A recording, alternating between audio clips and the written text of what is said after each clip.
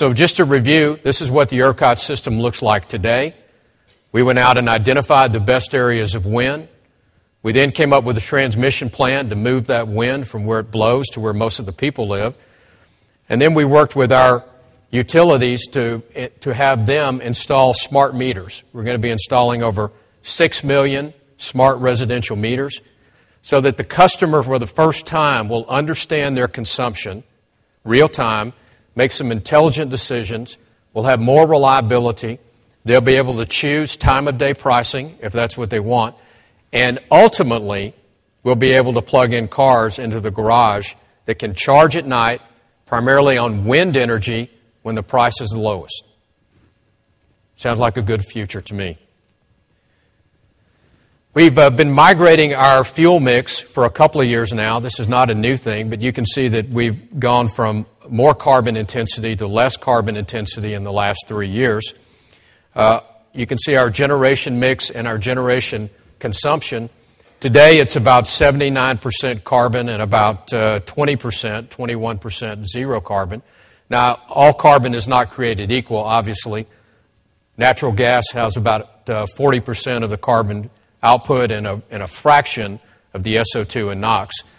But when we fast forward to the year 2013, here's what we're going to look like. We're going to be about 28 to 29% zero carbon and about 70 to 71% in terms of our energy mix. So what is that going to mean? This was a peak summer week this past summer. The mustard color is nuclear, the pink is coal, the blue is gas, and the green is wind. You can see the various mixes that we use to keep the lights on that week. Now, fast forwarding ahead 3 years from now, in the year 2013, you can see that wind is going to play a heavier role going forward, and natural gas is still a key component of our generation mix. Here's where it gets really interesting. This was a typical spring day this past April. You can see that the gas and the wind were sort of sympathetic with each other. Fast forward to the year 2013. Most people give a big collective wow when they see this. Green is wind, folks. That's the amount that's going to be on the grid, and the gas will be used in an interesting but very important way to continue to firm up and shape the wind. So we've talked a little bit already today about federal legislation, whether it's cap and trade, waxing the market, or box or carry. For us, we'll be able to meet any of the renewable energy standards that are contemplated in these bills because of the CREZ plan that we're putting in place.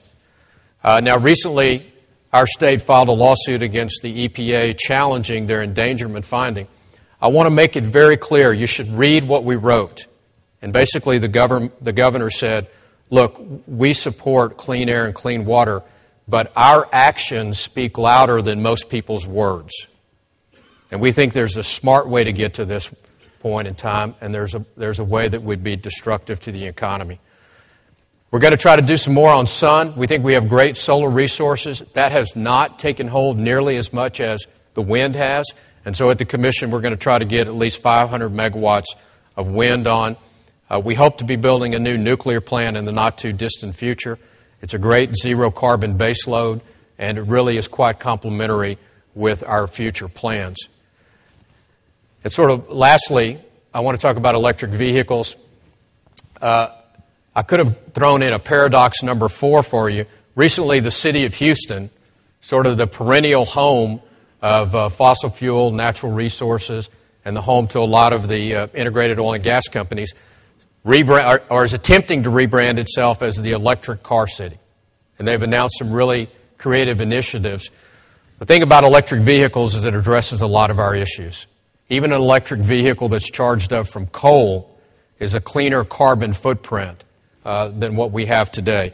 So we think we're preparing our grid for the introduction of electric vehicles.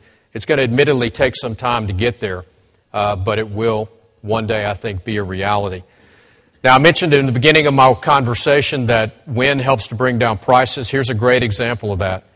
Back in the summer of 2008, we were seeing some high prices in the 4 zones of the ERCOT market. The west zone is where most of the wind is, and those prices were lower than prices in the other zones. Well, back in December and November of this past 2009, we saw prices falling dramatically and prices converging basically around $39 to $40 a megawatt hour. To a large degree, that is attributable to building out the grid, reducing congestion, and the continued introduction of wind. Lower natural gas prices certainly help and make a difference, but as we begin to move more wind around the state, we're able to realize lower prices in other parts of the state. That's really translated into some pretty low prices for residential customers. Back in 2001, we had prices on an inflation-adjusted basis around the 12-cent mark, and now you can get a product in just about any part of the state for under 10 cents a kilowatt hour. So in summary, let me say I think that we are building the grid of the future. We're preparing it for whatever may come from Washington.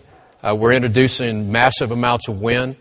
We're doing it because it's the right thing to do, and our citizens out in West Texas and the Panhandle have been greatly supportive of it. Thank you very much.